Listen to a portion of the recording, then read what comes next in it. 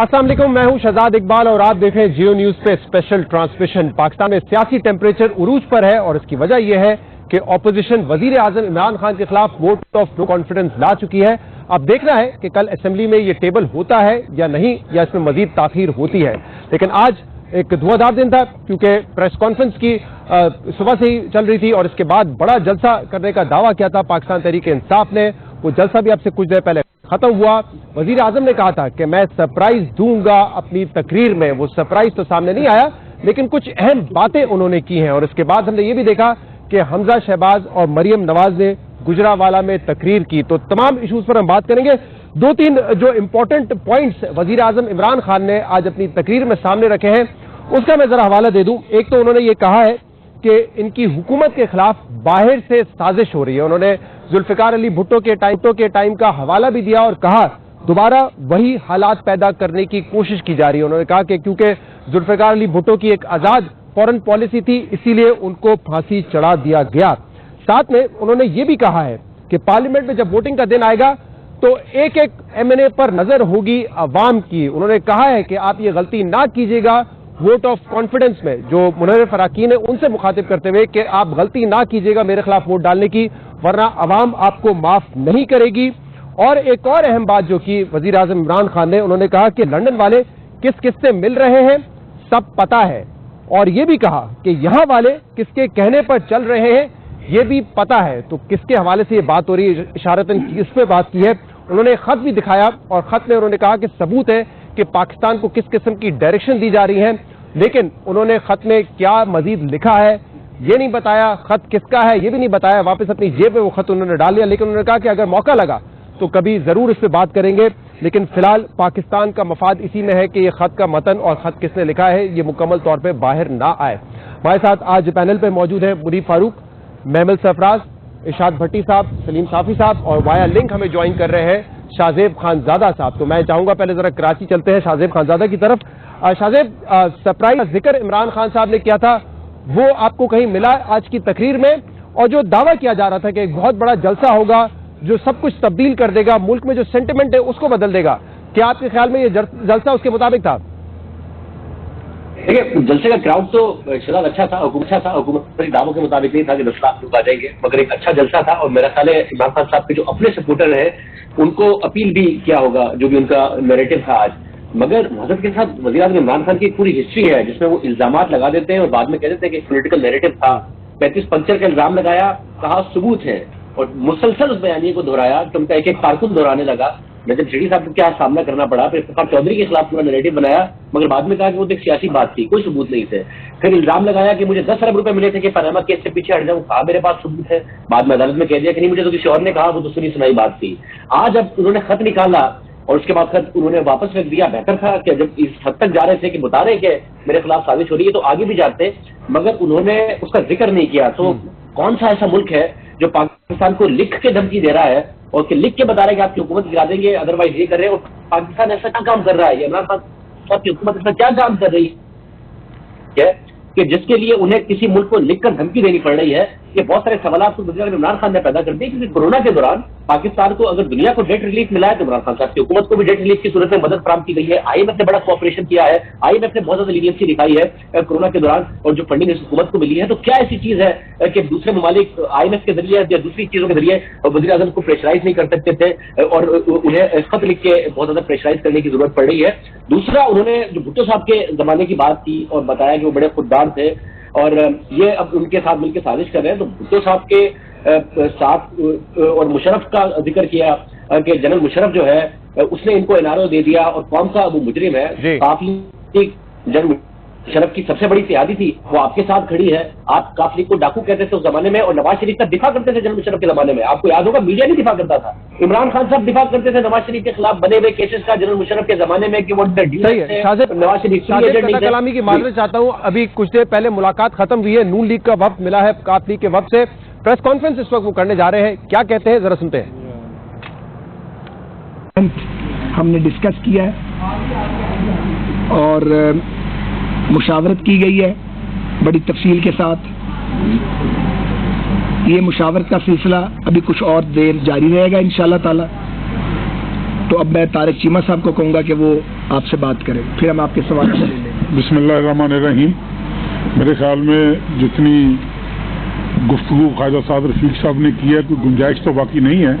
ان کی مہربانی ہے, انہوں نے ہمیں عزت بخشی ہے. پی ایم ایل این کا ڈیلیگیشن تشریف لایا ہے یہاں پر, بڑی مشاورت ہوئی ہے. یہ جو نو کانفیڈنس موشن انہوں نے موو کیا ہوا ہے اس کی سپورٹ کے لیے یہ تشریف لائے ہیں, تو اس کے اوپر فردر بھی مشاورت ہوگی اور انشاءاللہ تعالیٰ کوشش کریں گے کہ 1-2 روز کے اندر جو بھی فیصلہ ہو سکے وہ ہم آپ کو یہ بتائیے کہ آپ نے بھی آپ لوگوں کا فیصلہ سامنے آئے گا. اتحادی جماعتیں کہا جا رہا ہے کہ ایم کے ایم اور کاف لیگ اور باپ جو مل کر اعلان کریں گے, کوئی آپس میں ملاقات ہوگی, تو بتائیے گا سر. جی دیکھیں, میں نے پہلے بھی ایک دفعہ یہ گزارش کی تھی کہ ہماری یہ خواہش ضرور ہے. باقی بلوچستان عوامی پارٹی کے اپنے مسائل ہیں, ایم کے ایم کے اپنے مسائل ہیں, ہمارے اپنے مسائل ہیں, تو لیکن یہ خواہش ہماری ضرور ہے کہ ہم مل کر فیصلہ کریں تمام اتحادی, تاکہ اگر ہم نے اپوزیشن کا ساتھ دینا ہے تو ایک ڈیفنس لائن ہماری موجود ہو, کیونکہ ہم چھوٹی پارٹی ہیں.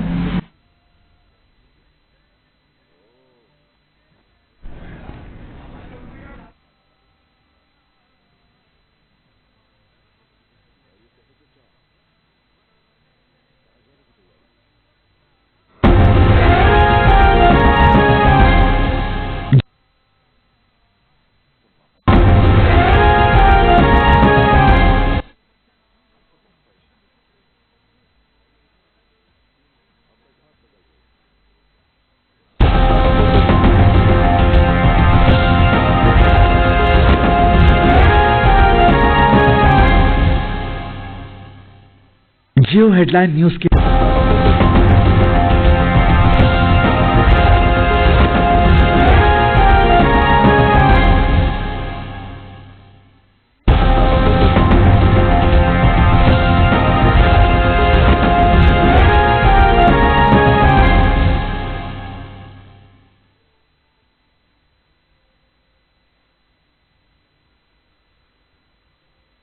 سیاسی انتقام لیا انہوں نے, اور انہوں نے نہ اپنے دوستوں کو معاف کیا, نہ اتحادیوں کو سپیئر کیا, اور اپوزیشن کو تو انہوں نے کوشش کی کہ ان کا وہ کیما کر دیں.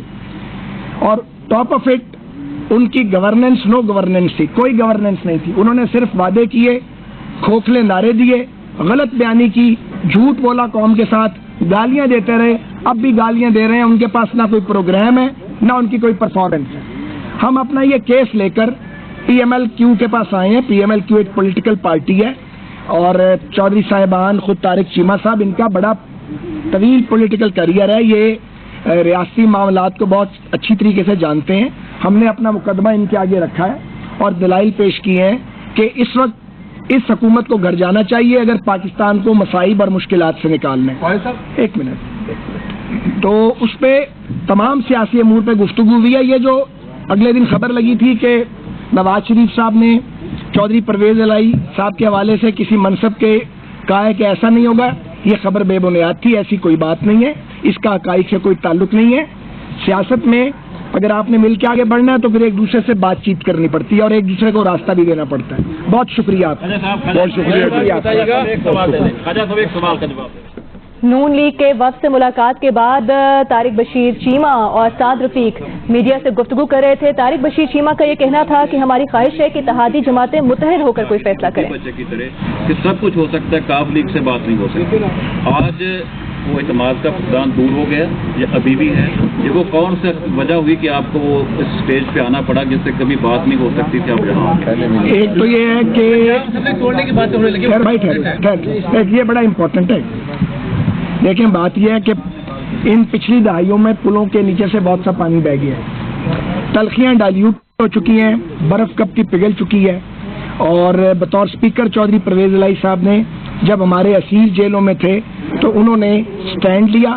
یہ بات میں پہلی بار نہیں کر رہا. اور وہ حمزہ شہباز صاحب جیل میں تھے یا سلمان رفیق صاحب تھے, پروڈکشن آرڈر کا وہاں پہ وہ ریگولیشنز نہیں تھے, وہ بنائے, سٹینڈ لیا, اور وہ تمام فنڈامنٹل رائٹس جو ایک سیاسی قیدی کے ہیں وہ ان کو دیے. اسی طرح جب میاں صاحبان کے گھر میں ان کے بزرگ کی رحلت ہوئی تو چودھری خاندان پوری فیملی ساتھیوں سمیت آئے اور بہت دیر وہاں انہوں نے تعزیت کی اور اپنوں کی طرح تعزیت کی. تو ہمارے بیچ دوری نہیں ہے, ہمارے بیچ جو सर्द मोहरी थी वो बर्फ पिघल चुकी है। Thank you. खाजा साहब, असेंबली तोड़ने वाली बात बड़ी इंपॉर्टेंट है। नून लीग और काफ लीग के रहनुमा मीडिया से गुफ्तगू कर रहे थे अपनी मुलाकात के बाद, और ख्वाजा साद रफी का कहना था कि हमारे दरमियान जो तल्खियां थीं वो दूर हो चुकी हैं, बर्फ पिघल चुकी है। मौजूदा हुकूमत के हवाले से उसका कहना था कि इस हुकूमत ने बहुत बुरे तरीके से गवर्न किया है मुल्क को, और इस हुकूमत ने झूठे वादे किए। ख्वाजा आसिफ, ख्वाजा साद रफीक, राना सनाउल्लाह। मुस्लिम लीग नून का वफ्द, उसने काफ लीग के वफ्द से मुलाकात की है, और इसके बाद इस मुलाकात के बाद मुस्लिम लीग नून और मुस्लिम लीग काफ के रहनुमा मीडिया से गुफ्तगू कर रहे थे, जिसमें उन्होंने ऐलान किया कि हमारे दरमियान तल्खियां दूर हो चुकी हैं, बर्फ पिघल चुकी है।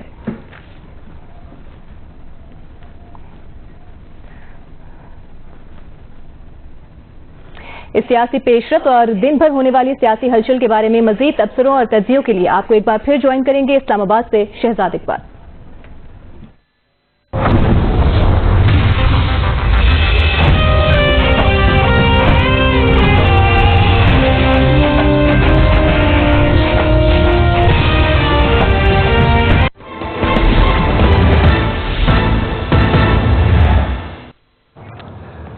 नाज़रीन, वेलकम बैक। आप देख रहे हैं जियो न्यूज पे स्पेशल ट्रांसमिशन। हम इस वक्त रेड जोन में मौजूद हैं और हमारे पीछे है पार्लियामेंट, वो पार्लियामेंट जहां पर फैसला होना है वोट ऑफ नो कॉन्फिडेंस का चंद रोज बाद।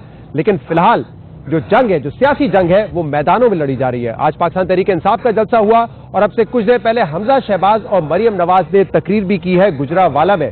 सलीम साहब हमारे साथ मौजूद है। सलीम, 1.25 घंटे की तकरीर, उसमें एक बात पर लोगों का बड़ा इंटरेस्ट होगा कि वजीर आजम ने यह तो बताया कि उनकी हुकूमत के खिलाफ एक बैरूनी साजिश हो रही है, और बाकायदा किसी मुल्क ने धमकी लिख के दी है, लेटर भी उन्होंने दिखाया, फिर जेब में रख लिया, आगे तफसील नहीं बताई। बतौर वजीर आजम उन्होंने जिम्मेदारी का मुजाहरा किया कि ज्यादा तफसील नहीं बताई, क्योंकि वो कह रहे हैं पाकिस्तान का नुकसान होगा, कभी वक्त आया तो जरूर बताऊंगा, फिलहाल वो वक्त नहीं है। ये लेटर भी उसी तरह झूठ है जिस तरह वो एब्सोल्युटली नॉट का झूठ बोल रहे हैं। अच्छा। और ये मैं पूरी जिम्मेदारी के साथ कह रहा हूँ, क्योंकि मैं एक अदना सा मजदूर और तालिब इल्म हूँ, लेकिन आपको पता है कि इस सब्जेक्ट से रिलेटेड मैं हर फरीक से राब्ते में रहता हूँ। अब पहली बात यह है, उनका इशारा होगा अमेरिका की तरफ या वेस्ट के बाकी जो कंट्रीज़ हैं, तो मुझे ये बताएं कि इमरान खान ने उनका क्या बिगाड़ा है। ठीक, चीन इस वक्त अमेरिकियों ने वाज़ेह किया है कि जी हमारा पाकिस्तान को वो चीन के आईने में देखते हैं, अफगानिस्तान के आईने में देखते हैं। अफगानिस्तान के हवाले से उनको अगर कोई शिकायत थी तो वो हमारी इस्टेब्लिशमेंट से थी। उनको पता है कि अफगानिस्तान जैसे मामला से न शाह महमूद कुरैशी को कुछ पता होता है, न वज़ीर आज़म को कुछ पता होता है। ठीक, फिर ये है कि उनको अगर विड्रॉल में फैसिलिटेशन चाहिए थी, हम जैसे लोग कहते हैं कि पहले इंट्रा अफगान करें, उसमें इमरान खान ने फैसिलिटेशन की और वो खुद भी उसका क्रेडिट भी लेते रहे। चीन रूस जाना अगर गुनाह था तो रूस का पहला दौरा किया था आसिफ अली जरदारी ने। ठीक, और फिर सीपेक की MOU साइन की थी उन्होंने गवादर की बंदरगाह यार दोस्तों से पैसे लेके वो जुर्माना अदा किया सिंगापुर की कंपनी की, वो चीन को दे दिया। और फिर नवाज शरीफ ने सारे अंडे चीन के बास्केट में डाल दिए थे। इमरान खान ने चीन के साथ ताल्लुकात का बेड़ा गर्क कर दिया, सीपेक का बेड़ा गर्क कर दिया। 2 साल से, यानी 2019 में दूसरे मरहले पे आगाज के लिए चीनी सदर ने पाकिस्तान आना था, वो अभी तक नहीं आ रहे हैं। लेकिन खान साहब ये होता है ना, इतनी बड़ी बात वो जलसे में करेंगे कि खत है, धमकी आई है, और कह रहे ऑफ द रिकॉर्ड पढ़वा भी दूंगा मैं, जिसको पढ़ना है पढ़ ले, ऑन रिकॉर्ड नहीं ला सकते। पहली बात तो ये है कि अगर उनको पाकिस्तान के इंटरेस्ट का ख्याल होता या वो इसकी हसासियत को समझते तो वो पार्लियामेंट के स्टेज पे खड़े होकर उसामा बिन लादेन को शहीद ना कहते, क्योंकि पाकिस्तान का केस मगरिब के सामने ये था कि मैं अलकायदा के खिलाफ तुम्हारी जंग लड़ रहा हूँ। अगर उनको पाकिस्तान की इन हसासियत का वो ख्याल होता तो तालिबान भी कहते कि हमारा मुकदमा ना लड़ो, वो मुफ्त में तालिबान का मुकदमा लड़ रहा है। इसके पास अगर इस तरह की कोई चीज होती तो ये इमरान खान वो नहीं है, वो अपनी जात के लिए किसी चीज को भी दाव पे लगा सकते हैं, तो वो आज दिखा देते कि क्या है। मैं कहता हूँ न अमेरिका ने कोई धमकी दी है, न अमेरिका ने अड्डे मांगे हैं, वो दिखा देना चाहिए था अगर कोई हकीकत है उसमें। इस वक्त पाकिस्तान इमरान खान की हुकूमत अगर किसी मुल्क को सबसे ज्यादा उससे नाला है تو وہ ہے چین اور چین پاکستان کے اندرونی معاملات میں مداخلت نہیں کر رہا. صاحب ہمارے ساتھ موجود ہے. مجھے ایک فقرہ کرنے دیں. اور اگر امریکہ کی بالواسطہ کوئی سب سے زیادہ خدمت کرے تو وہ کر رہے. آپ مجھے بتائیں امریکہ ان سے خوش نہ ہوتا تو یہ OIC جو سعودی عرب کے کنٹرول میں ہوتا ہے یہ اس کے کانفرنسز اس دوران ادھر کرنے ہوتا ہے تو یہ سودا ان کا بیچنے والا بکنے والا نہیں ہے. آپ کے خیال میں عمران خان کے خلاف نہیں ہے کوئی نہیں یار. جس کے بچے گولڈ سمتھ کے گھر میں بیٹھے ہوئے ہوں ان سے ویسٹ ناراض ہوگا, خوفزدہ ہوگا. حامد میر صاحب کیونکہ ہمارے ساتھ بیٹھے ہوئے تھے اور تقریر سن رہے تھے عمران خان صاحب کی, وہ اس وقت ٹیلی فون لائن پر ہمارے ساتھ موجود ہیں. میر صاحب وہ جو خط دکھایا اور پھر اپنی جیب میں رکھ لیا, انہوں نے کہا کہ پاکستان کے خلاف سازش ہو رہی ہے, ان کی حکومت کے خلاف سازش ہو رہی ہے. وہ کہہ رہے ہیں اس وقت بتا نہیں سکتا کیونکہ پاکستان کا بڑا نقصان ہوگا. آپ کے خیال میں یہی وہ سرپرائز تھا جس کا وہ ذکر کر رہے تھے پہلے؟ میر صاحب آواز آ رہی ہے آپ کو؟ میر صاحب اچھا لائن ڈراپ ہو گئی ہے صاحب کی. جی یہی سرپرائز تھا بڑی صاحب؟ سوال تو پورا کرو یار. اتنا لمبا سوال میں اتنا اڑیلو کرتا ہوں کہ اچھا وہ جو میر صاحب ہمارے ساتھ موجود تھے, میر صاحب آپ ہمارے ساتھ موجود نہیں ہیں. میر صاحب کو میں سنا سلیم صافی صاحب میں نے اپنا سوال چھوٹا کر کے شاہزیب خانزادہ صاحب لمبا سوال. یار کوئی میرے پہ سوال لمبا کرے 2 گھنٹے تقریر. آپ یہی کہہ دیں ہمارے ساتھ ہی موجود تھے تقریر کرتے ہوئے. صاحب آپ کافی دیر سے یہاں پہ بیٹھے ہوئے تھے, آپ نے بڑے تحمل سے تقریر سنی اور آپ کہہ رہے تھے کوئی نعرہ لگانا ہے مجھے. وہ نعرہ کیا تھا جو لگانا چاہتے تھے؟ کیا تبدیلی آئی کہ پورا فکرہ کیا ہے؟ میں کیوں بتاؤں, آپ تو بتاؤ گا. آپ مجھے وہی ڈال رہا تھا. ویسے بتا دو کیا تھا یار. ہمیں نہیں میں گاؤں گا. بولے کیا تھا وہ سلیم صاحب آپ کے ساتھ گئے؟ نہیں وہ جھومیں گے. نہیں وہ روک سکو تو روک لو تبدیلی آئی. تبدیلی آ گئی آج آپ کے خیال میں؟ صحیح مانوں میں کہہ رہا ہوں کہ ایسی آئے گی, ٹھنڈ پڑ جائے گی. روک سکو تو روک. ابھی تو یہ خوشیاں منا لو نا, گلیمر کر لو. عمران خان ہٹ جاتا ہے نا, اس کے بعد جو کھیر بٹے گی نا ساروں میں, یہ میری یہ میری یہ میری یہ میری دال یہ میری یہ میری. یہ کہہ رہے ہیں کہ باقی سب کا وہ حشر ہوگا جو پچھلے 3 سالوں میں ان کا ہوتا رہا. نہیں ہاں اس کے بعد میں ساروں سے پوچھوں گا. آپ ساروں سے سنجیدہ آخری غیر سنجیدہ گفتگو. میں اس کے بعد ساروں سے پوچھوں گا کہ ہوں ٹھنڈ پہ گئی جی, ہوں آرام جی. اچھا اب آپ آگے ہم نے نواز شریف مذاق کر رہے ہیں. ہم نے نہ نواز شریف کو کبھی فرشتہ ثابت کیا ہے, نہ زرداری کو کیا ہے, نہ ان سے ہمیں کوئی توقعات ہے جناب عالی, جس طرح آپ اچھا بھٹی صاحب سوال یہ ہے. نہیں سوال کرنے کا موقع دیں, سوال کر رہا ہوں. سنجیدہ نہ کریں. بڑا اہم ہے, وقت بڑا اہم ہے ہمارے لیے. سوال یہ ہے کہ وزیر اعظم عمران خان نے کہا تھا کہ اس جلسے کے بعد بہت کچھ بدل جائے گا, اتحادی میرے ساتھ جڑ جائیں گے, منحرف ارکان میرے ساتھ آ جائیں گے, ادارے میرے ساتھ کھڑے ہوں گے. کیا وہ ہوتا ہوا نظر آ رہا ہے آپ کو؟ پہلی بات تو یہ کہ میری پوری قوم کو مبارک ہو کہ کثری خط کے بعد جیب کا خط. اس قوم کو مبارک ہو. ایک اور خط یعنی جس ٹرک کی ایک اور بتی. دوسری بات ہے بتی ہے. ہاں یعنی دوسری بات ہو سکتا ہے, میں مان لیتا ہوں عمران خان صاحب نے لہرایا ہے تو ہو سکتا ہے کوئی ہو سکتا ہے سازش ہو. لیکن میں اکثر سوچتا ہوں کہ باہر کی ساری دنیا کو ایک ہی کام ہے پاکستان کی کرنے کے لیے. مانا کہ بہت سارے یہ جو ایک گروپ ہے اس کا بہت سارے انٹرسٹ ہیں, مانا کہ بڑی لمبی گیم ہے, لیکن بہرحال یہ جیب کے خط پہ بعد میں آتے ہیں. عمران خان صاحب کی تقریر پہ مجھے جو 2-3 چیز, ایک تو یہ کہ بہت لمبی تقریر تھی, دوسری یہ کہ جواب بھی اتنا لمبا ہی ہوگا. نہیں دوسری یہ کہ اس کی اچھا یہ جگت ماری تھی. اچھا پلیز کنٹمیان میں ٹوکا. دوسری یہ کہ اگر یہ مختصر تقریر کر لیتے, وہ ساری چیزیں نہ بتاتے جو ہمیں 1.5 سال سے ہم تقریر سنتے آئے ہیں, مائی بیسٹ فرینڈ اور تھرسٹی کرو کی کہانی, وہ تو اس قوم کو کیا وہ 3.5 سال سے. ہاں 3.5 سال سے. تو ہاں آپ کو تو ٹائم کا بخوبی علم ہے. اچھا تو وہ جو تھی نا وہ نہ ہوتا. لیکن ٹھیک ہے عمران خان ہے, یہی عمران خان ہے. نہیں میرا خیال ہے کہ ابھی 7-8 دن ہیں عمران خان صاحب کی حکومت, یعنی ٹیبل ہونے کے بعد عدم اعتماد 7-8 دن لگیں گے.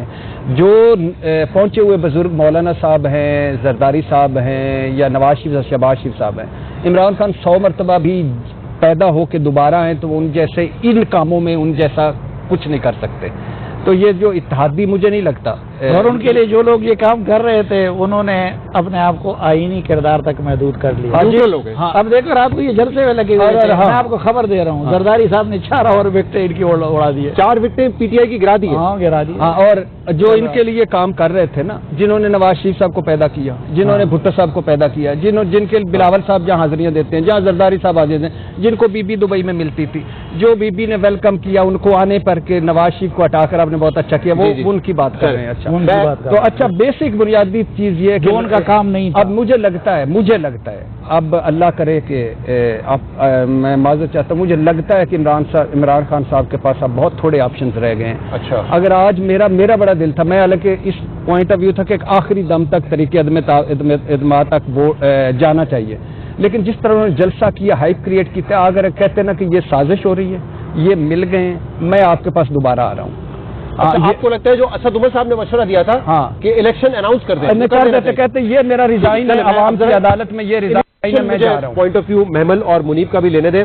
منیب, یہ جو خط دکھایا اگر یہ حقیقت ہے تو کیا وزیر اعظم کو اس پلیٹ فارم کے ذریعے اس کی تفصیل بتانی چاہیے تھی, یا پاکستان کے لیے وہ واقعی کافی برا ہوتا؟ ایک بات بڑی امپورٹنٹ ہے, اور آپ اگر اسے خود ذرا اینالائز کریں گے, اور یقینی طور پہ آپ نے کیا ہوگا کہ اٹ ڈیفائز کامن سینس نا, لاجک, کہ عمران خان صاحب کہہ رہے ہیں ملک کے خلاف, حکومت کے خلاف ایک بیرونی سازش ہو رہی ہے. اگر سازش ہو رہی ہے تو عمران خان, وہ پھر ظاہری بات ہے ملک کے خلاف سازش تھی, ایک حکومت کے خلاف سازش تھی, تو کیا عمران خان صاحب کو جو محبت, جو سپورٹ سب کچھ درکار رہی ہے پہلے اور جو ان کے ساتھ رہی ہے, کیا ایسے موقع پر جہاں پر ملک کے خلاف ایک سازش ہو رہی ہے, ایک بیرونی قوت کر رہی ہے, تو کیا پاکستان کی سیکورٹی اسٹیبلشمنٹ عمران خان صاحب کے دفاع میں نہ کھڑی ہوتی؟ نیوٹرل تو نہ ہوتے پھر وہ, کیونکہ ملک کے خلاف سازش ہوتی نا, پھر آئینی طور پہ ہی they would have stood firm with the prime minister, اور انفیکٹ اگر کوئی ایسی سازش ہوتی تو اس کو تھوٹ کرتے, اس ایفرٹ کو ڈیفیٹ کرتے اور حکومت کو مزید مضبوط کرتے.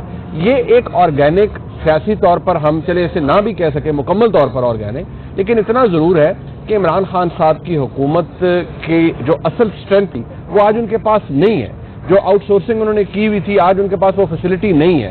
جو کچھ ہو رہا ہے وہ سیاست ہے. آج اگر پاکستان کی سیکورٹی اسٹیبلشمنٹ مکمل طور پر خود کو ہر طرح کے سیاسی عمل سے دور رکھ رہی ہے, وچ از ویری گڈ, اور اس کو اپریشیٹ بھی کرنا چاہیے, تو پھر سیاسی حکومتوں کے حوالے سے ایسی سیاسی جوڑ توڑ ہوتی ہے. یہ ایک مینوفیکچرڈ حکومت تھی, مینوفیکچرڈ اتحاد تھا جس کی کلائی کھل رہی ہے, کمزور ہو رہی ہے. ایز وی اسپیک کہا جا رہا ہے, صافی صاحب نے کہا وکٹیں ہو رہی ہیں, سب کچھ ہو رہا ہے. On the D day national assembly میں کیا ہوتا ہے that is yet to come, but میرے جو کم از کم ابھی تک اطلاع ہے کہ چودھری برادران کے حوالے سے جو ملاقات ہوئی ہے وہ ابھی تک بڑی پوری, اور شاید آج رات تک وہاں یہ بات کی جا رہی تھی کہ شاید آج چودھری پرویز الہی کو آفیشلی کہہ بھی دیا جائے گا کہ چیف منسٹر آپ کو بنا لے, لیکن ایسی خبر اب تک کوئی سامنے نہیں آئی. شاہ محمود صاحب گزشتہ روز ملے تو انہوں نے بتایا اور کل پی ٹی آئی کا وفد دوبارہ ملا, انہوں نے بتایا کہ میری ذاتی خواہش ہے اور میں نے بڑی کوشش کی ہے, لیکن ابھی تک دال نہیں گلی. تو محمل, یہ جو پارلیمنٹ میں فیصلہ ہونا ہے آخر میں اس ووٹ آف کانفیڈنس کا, ووٹ آف نو کانفیڈنس کا, آپ کو لگتا ہے کہ جو امیدیں باندھی جا رہی تھی کہ اس جلسے کے بعد بہت کچھ چینج ہو جائے گا, وہ چینج ہو جائے گا اب, یا فیصلہ ہو گیا ہے کہ یہ ریجیکٹ ہو جائے گی, یا فیصلہ ابھی بھی پارلیمنٹ میں ہی ہونا ہے؟ دیکھیں شہزاد, ابھی تک آپ نے جتنے بھی سب سے جب بات کی ہے اس سے یہی نظر آیا کہ ایک تو خیر جو سرپرائز کا ہم بہت زیادہ سنے, تو ہر کوئی سوچ رہا تھا کیا سرپرائز ہوگی, وہ سرپرائز بالکل نظر نہیں آئی تھی. اس کے علاوہ یہ تھا کہ وہی ہائپ ہی ہائپ تھی, لیکن اس سے کیا اتحادی چینج کریں گے. آپ دیکھیے اتحادیوں نے کیا چینج کرنا تھا, انہوں نے تو نون لیگ اور پی ایم ایل کیو کے ساتھ جو ہے وہ آپ دیکھ لیں کہ نون لیگ اور پی ایم ایل کیو کھڑے ہو کے انہوں نے پریس کانفرنس کر دی اس اسپیچ کے بعد.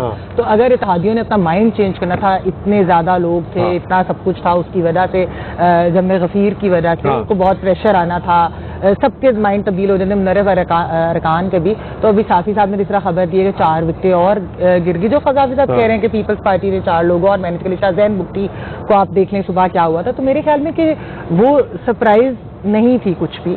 اور جتنی ویسے آج وزیر اعظم صاحب نے بھٹو صاحب کی تعریف کی, آپ یہ دیکھیے کہ پی ٹی آئی ہمیشہ سے اس نعرے کے اوپر تنقید کرتی ہے کہ ہر گھر سے بھٹو نکلے گا, آج بھی بھٹو زندہ ہے, اور آج تو آلموسٹ یہی کہہ دیا. جب سے آپ نے خود کہنا شروع کیا ہے کہ میری حکومت کے خلاف بیرونی سازش ہو رہی ہے, تب سے وہ نعرہ بھٹو لگا رہے ہیں اور ذوالفقار علی بھٹو کی जो हालात है। जी मैं वैसे बात करना चाह रही हूँ कि हर चीज के ऊपर ही एक तरफ उनको ये नारा बुरा लगता था, फिर अब वो खुद ही इस तरीके से अपने आप को पोर्ट्रे भी कर रहे हैं कि जिस तरह भुट्टो साहब के साथ हुआ, तो पता नहीं क्या हालात और आज के हालात में बड़ा फर्क है।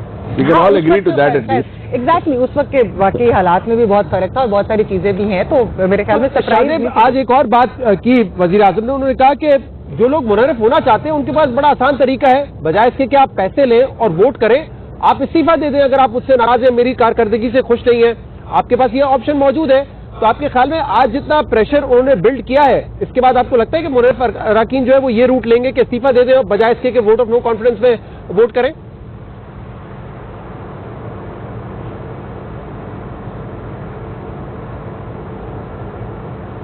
शाहजेब आवाज आ रही है आपको?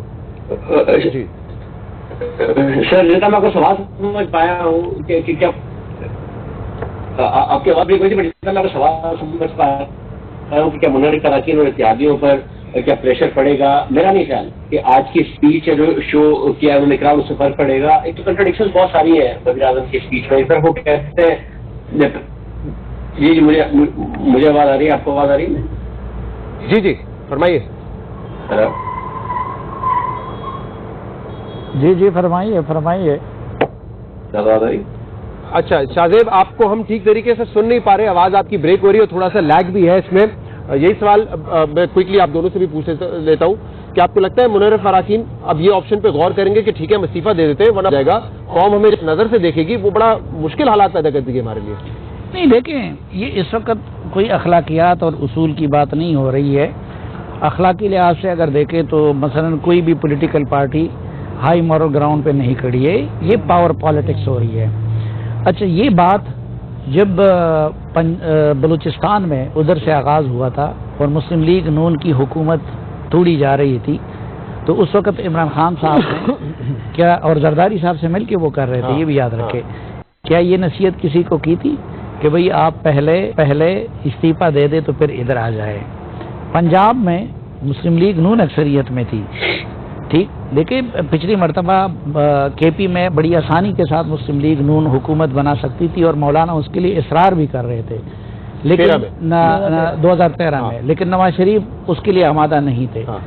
पंजाब में उनकी अक्सरियत थी, तो क्या उन्होंने उस वक्त ये सोचा था कि पहले इस्तीफे दे? ये जो सेनेटर्स बार बार 2 मरतबा अपनी पार्टी की आदत के खिलाफ, तो क्या इमरान खान साहब तो उस वक्त बड़े फख्र से कहते थे कि उन्होंने ज़मीर के मुताबिक फैसला किया, और ये रवायत तो इन्होंने कायम की है।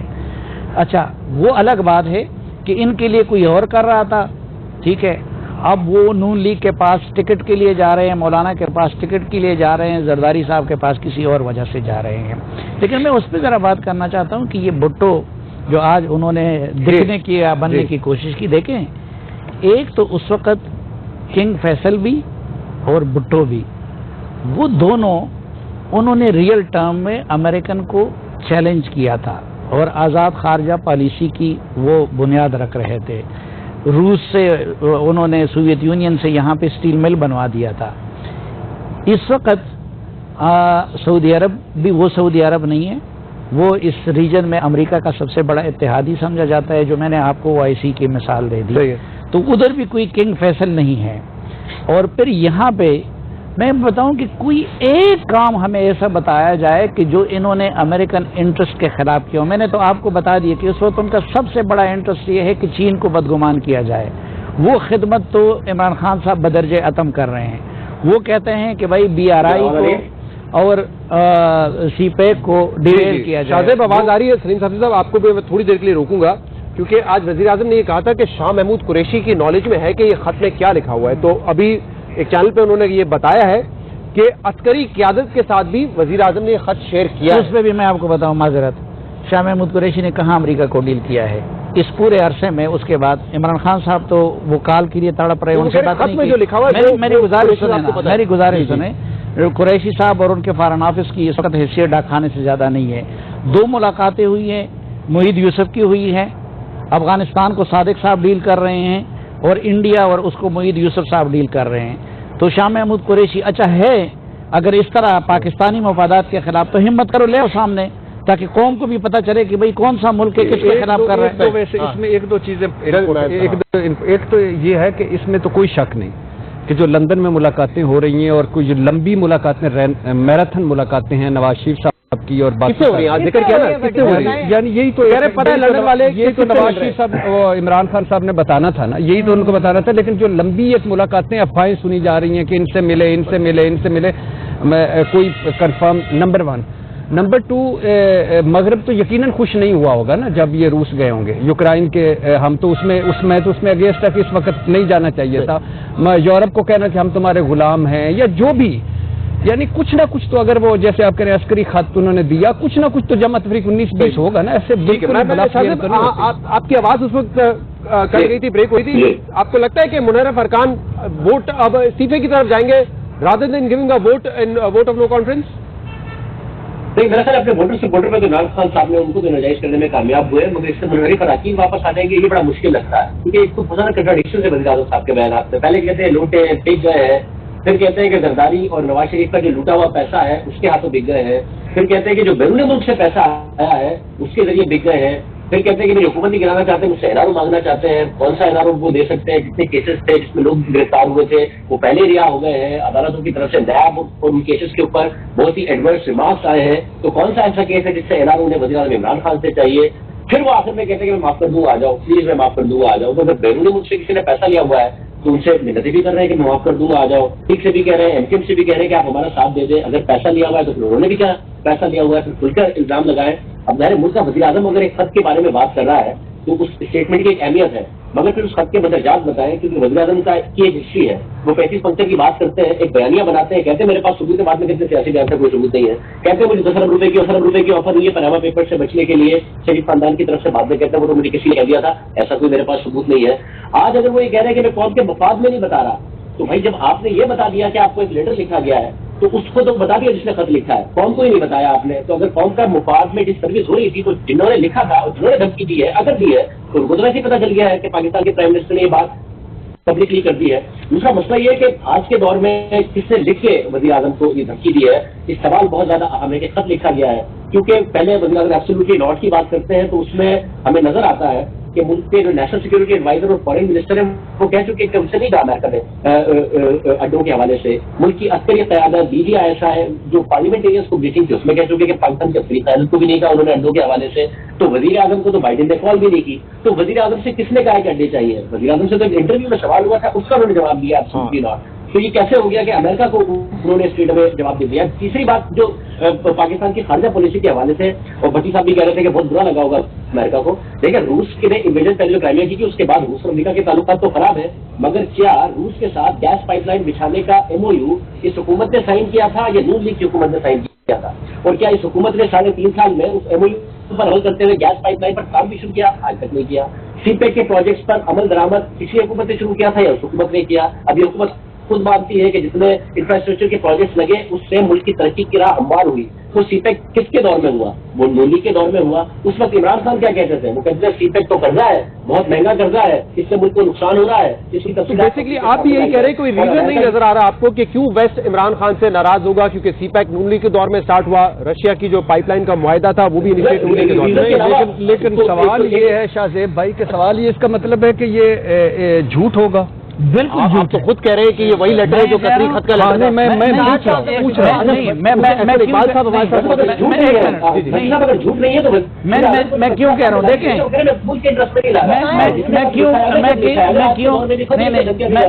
احسان اقبال صاحب سے معذرت کے ساتھ میں کیوں اتنے اعتماد سے کہہ رہا ہوں کہ یہ جھوٹ بول رہے ہیں؟ اس لیے میں اعتماد سے کہہ رہا ہوں کہ ایبسولوٹلی ناٹ کا یہ دعویٰ کر رہے ہیں کہ مجھ سے اڈے مانگے گئے اور میں نے انکار کر دیا. ان کے نیشنل سیکیورٹی ایڈوائزر میں نے کل کے پروگرام میں ان کے دکھا دیے، وہ کہہ رہے کہ ہم سے اڈے نہیں مانگے گئے. ان کا وزیر خارجہ کہہ رہے کہ ہم سے اڈے نہیں مانگے گئے.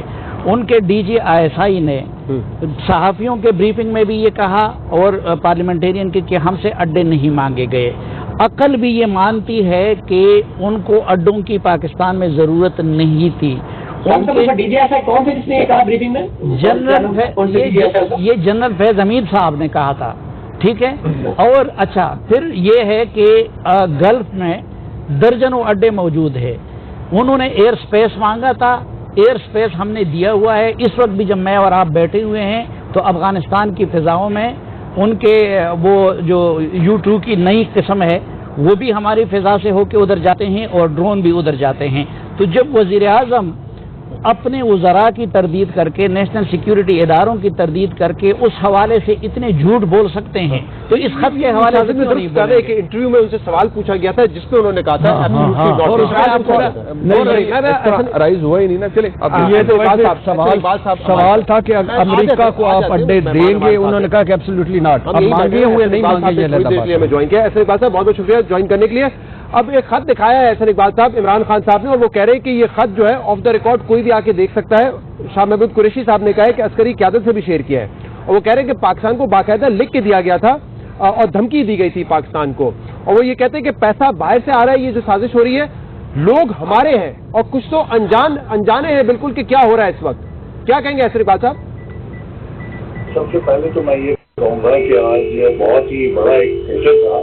دیکھیے یہ جو آج کا ڈرامہ کیا گیا ہے یہ اسی طرح کا ہے جیسے خان صاحب نے 2 سال قوم کو 35 پنچر کہہ کے گمراہ کیا, اور بعد میں حقیقت یہ پتہ چلی کہ کسی نے ایسی راہ چلتے ان کے کان میں یہ بات کر دی تھی, تو انہوں نے کہا میں نے بھی بس وہ 35 پنچر کی بات کر دی. اور کل کو پتہ چلے گا کسی راہ جاتے بندے نے ان کو ہاتھ میں کوئی فوٹو کاپی پکڑا دی تھی کسی خط کی, انہوں نے اسے اپنی حکومت کے خلاف اور دھمکیوں کا بڑا خط قرار دے کے لہرا دیا. دیکھیے اگر وزیر اعظم صاحب کو پتا ہے کہ پاکستان میں سیاسی عدم استحکام کی کوئی سازش ہو رہی ہے تو یہ ان کے حلف کا تقاضا ہے کہ وہ تمام ثبوت سپریم کورٹ میں ایک ریفرنس کے طور پہ پیش کریں اور بے نقاب کریں ان کرداروں کو جو کسی بیرونی سازش کے تحت پاکستان کے اندر ایک ان کی حکومت کو استحکام کے ذریعے ڈسٹرب کر رہے ہیں. لیکن یہ سب ناٹک ہے جو وہ کر رہے ہیں. اور آج جو سب سے دلچسپ بات تھی, انہوں نے مسلم لیگ نون اور پیپلز پارٹیز کے MNS کو کہا کہ آپ اپنی ضمیر کی آواز پہ لبیک کہیں اور ہمارا ساتھ دیں اور تحریک عدم کی مخالفت کریں. گویا کہ اپوزیشن سے اگر کوئی MNA حکومت کا ساتھی بنے وہ تو ضمیر کی آواز ہے, اور جو حکومت کے MNA ان کی پالیسیوں سے نالاں ہو کے تحریک عدم اعتماد کی حمایت کریں گے وہ ضمیر فروش ہیں. یہ منطق یہ لاجک جو ہے عمران خان صاحب جیسا فلسفی ہی دے سکتا ہے, اس کے علاوہ کوئی اور نہیں دے سکتا. اچھا احسن اقبال صاحب ایک اور بات انہوں نے کہی, انہوں نے کہا کہ لندن والے کس سے مل رہے ہیں اس کا بھی ان کو علم ہے. اب لندن میں تو نواز شریف صاحب موجود ہیں, کس سے ملاقات کی ہے حالیہ دنوں میں یا حالیہ مہینوں میں نواز شریف صاحب نے جس کے بعد یہ ساری ایکٹیویٹی شروع ہوئی ہے؟ دیکھیے میں پھر یہ کہوں گا کہ پاکستان کوئی ٹمبکٹو ریپبلک نہیں ہے. پاکستان ایک نیوکلیئر پاور ہے, اس کی انٹیلیجنس ایجنسیز ہیں, اس کے قومی ادارے ہیں کہ جو ملک کے مفادات کی نگرانی کرتے ہیں. تو کیا یہ اکیلے عمران خان صاحب ہی ہیں کہ جن کے پاس یہ تمام معلومات ہیں اور کسی ادارے کے پاس ایسی معلومات نہیں اور کسی نے کوئی اپنا کردار یا اپنا فرض ادا نہیں کیا؟ اصل بات یہ ہے کہ جب انہیں شکست نظر آ رہی ہے تو آج انہوں نے صرف ایک شہید بننے کی کوشش کی ہے. اور دیکھیے عمران خان صاحب 4 سال کے اقتدار کے بعد جو کہ ملک کا طاقتور ترین اقتدار تھا جس میں 3 صوبائی حکومتیں ان کی پوسٹ کے اوپر تھیں, جس میں اسٹیبلشمنٹ کی انہیں تائید حاصل تھی, عدلیہ کی طرف سے کوئی ان کو مشکل نہیں تھی, میڈیا کا انہوں نے گلا دبا دیا تھا, اپوزیشن کو جیلوں میں بند کر دیا تھا. توقع تو یہ تھی کہ وہ بتاتے کہ آج 1 کروڑ میں سے ہم 80 لاکھ نوکریاں دے چکے ہیں, 50 لاکھ میں سے ہم 40 لاکھ گھر بنا کے دے چکے ہیں, ہم نے بجلی اور گیس کے بل سستے کر دیے ہیں. آج ویسے 1.25 گھنٹے کی تقریر میں انہوں نے اپنی پرفارمنس پہ کافی زیادہ وقت دیا, لیکن ارشاد بھٹی صاحب آپ سے کچھ پوچھنا چاہ رہے ہیں. جی ارشاد صاحب ارشاد کیجیے. احسن بھائی 2 چیزیں, ایک تو وہ دوسری تقریر میں بھٹو صاحب کی تعریف کر رہے ہیں, آپ کو کیسا لگ رہا ہے؟ اور دوسرا یہ اور دوسری تقریر میں عمران خان صاحب بھٹو صاحب کی تعریف کر رہے ہیں, آپ کو کیسا لگ رہا ہے؟ اور دوسری بات کہ میں نے ابھی شروع میں کہا تھا کہ قطری خط کے بعد حاضر ہے جیب کا خط, تو آپ کو یہ ریزمبلنس کیسی لگ رہی ہے؟ بھٹو صاحب کی آج انہوں نے تعریف کی ہے, مجھے یقین ہے کہ 2 سال بعد وہ جب تقریر کریں گے تو وہ کہیں گے نواز شریف جیسا بہادر لیڈر جس نے امریکہ کے صدر کے 5 خونوں کے باوجود ایٹمی دھماکے کر دیے, تو وہ بھی ان کو تاریخ کا سبق جلدی یاد آ جائے گا. اور دوسرا قطری خط اور جیب کا خط؟ نہیں, میرا خیال ہے کہ ان دونوں کا موازنہ نہیں ہے. जो जेब का खत है इसका मुवाजना आप 35 पंचरों के साथ कर सकते हैं। अच्छा अच्छा अच्छा, बहुत चलिए, शुक्रिया। मुझे इस पॉइंट पर एक ब्रेक लेना है और ब्रेक के बाद जरा मुनीब और मैमल की तरफ भी वापस आएंगे। आपके सामने हाजिर होते हैं, स्टे विद अस।